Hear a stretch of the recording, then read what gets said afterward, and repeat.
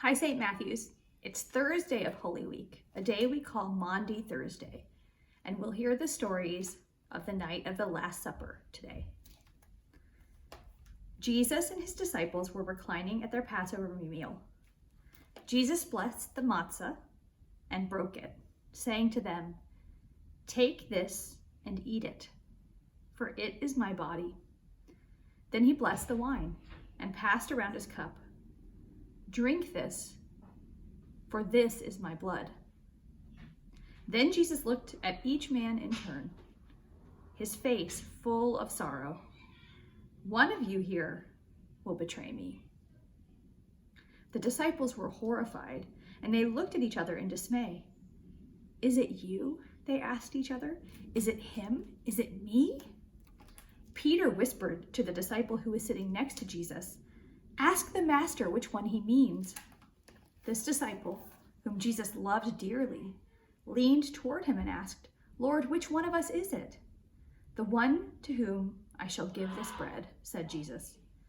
And then he took a piece from the loaf, dipped it in the dish in front of him, and handed it to Judas Iscariot.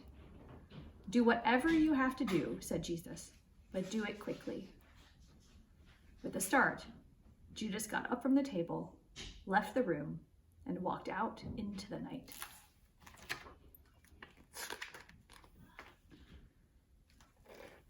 Jesus and his disciples walked to a garden called Gethsemane, a quiet place they knew and loved on the Mount of Olives.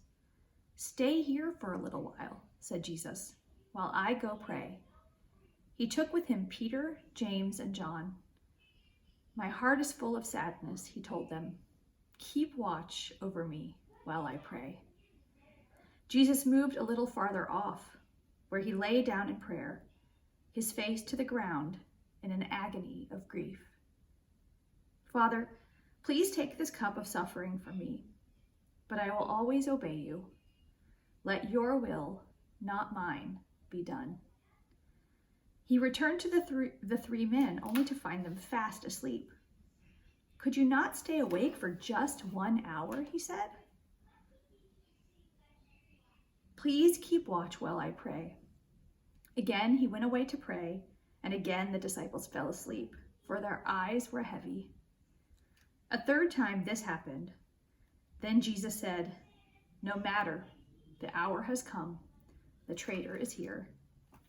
As he spoke, Judas arrived, followed by a large number of men sent by the high priest, all armed with swords and clubs and carrying burning torches.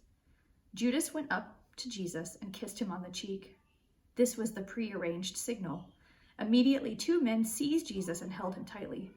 At once, Peter drew his sword and struck off the ear of one of the guards. But Jesus rebuked him.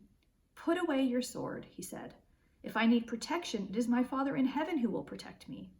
He touched the man, and at once his ear was whole. The disciples, terrified at what they saw happening, turned and ran for their lives. Among the crowd was a young man dressed only in a strip of linen. Armed soldiers tried to arrest him, but although they caught hold of his garment, he slipped from them and ran away naked. Earlier, while on the Mount of Olives, Jesus had told his disciples that before the night was over, he would be betrayed by them. Peter had denied that this was possible, and Jesus had looked at him, saying, "Before the rooster crows at dawn, you will have disowned me 3 times. To this, Peter had emphatically replied, "Never." Jesus was now under arrest and was taken to the house of Caiaphas, the high priest. There, the scribes and elders and all the members of the Sanhedrin, the powerful Jewish council, had assembled and were waiting to interrogate him. Peter followed at a distance, watching to see what would happen. He went into the courtyard of Caiaphas' house and stood with the guards, who were warming themselves by the fire. A servant girl came up to Peter and peered closely at him. "Were you not with Jesus of Galilee?" she asked him.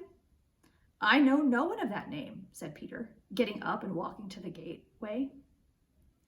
A second girl approached him, saying to her companion, "This is one of the men who is with Jesus of Nazareth."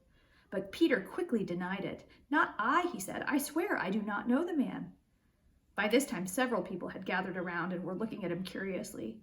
"Surely you are one of the disciples," asked one. "You must be. You speak with a Galilean accent."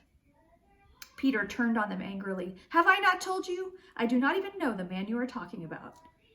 At these words, a rooster crowed, and Peter suddenly remembered Jesus' words, foretelling how he would disown him. Peter walked out of the courtyard and broke down and wept. The reflection questions for today are, I wonder what part of these stories stood out to you. I wonder what part of these stories you think is the most important. I wonder if we could leave out any of these stories and still have all the stories we need to get ready for Easter. I wonder if you see any connections between these stories and the world we live in today.